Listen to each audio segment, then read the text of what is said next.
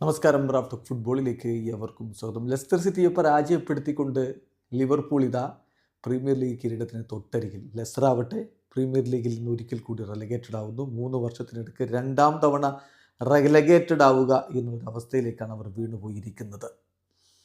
കളിയിൽ ലിവർപൂളിൻ്റെ വിജയ ഗോൾ ട്രെൻഡ് അലക്സാണ്ടർ അർണോൾഡിൻ്റെ വകയായിരുന്നു.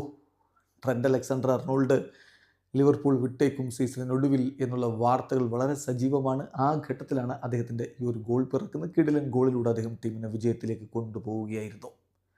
മത്സരത്തിൽ ലിവർപൂളിൻ്റെ മുന്നേറ്റങ്ങൾ നയിച്ചുകൊണ്ട് ഡയസും ഗാക്പോയും സബോസ്ലയും മോസലയും ഒക്കെ ആദ്യ 11-ൽ തന്നെ ഇറങ്ങേണ്ടായി. മറുഭാഗത്ത് ജെയ്മി വാർഡിയെ മുന്നിൽ നിർത്തിക്കൊണ്ടാണ് ലെസ്റ്റർ സിറ്റി തങ്ങളുടെ മുന്നേറ്റങ്ങൾ മെനയാൻ ശ്രമിച്ചത്.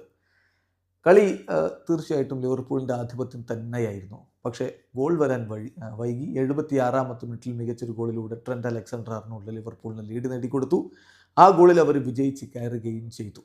കളിക്ക് ശേഷം ട്രെൻഡ് അലക്സാണ്ടർ അർണോൾഡ് പറയുന്നുണ്ട്, ഞാൻ ഈ സീസണിലുടനീളം പറഞ്ഞിട്ടുള്ള കാര്യമാണ്, I am not gone in to my situation.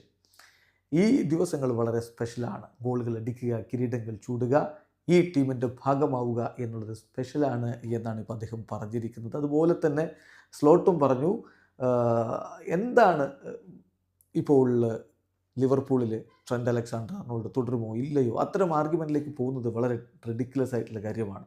ഇന്നത്തെ എല്ലാ ഹെഡ്ലൈൻസും ട്രെൻഡിൻ്റെ ഗോളിനെ കുറിച്ചാവണം.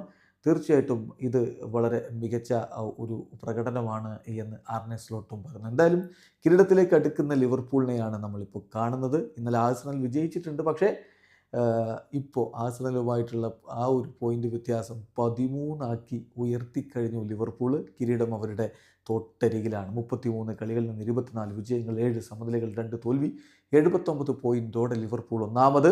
66 പോയിൻ്റ് ആഴ്സണലിനുള്ളൂ. വീഡിയോ അവസാനിക്കുന്ന ഫുട്ബോൾ ലോകത്തെ കൂടുതൽ വിശേഷങ്ങളുമായി റാഫ് ടോക്സ് എത്താം.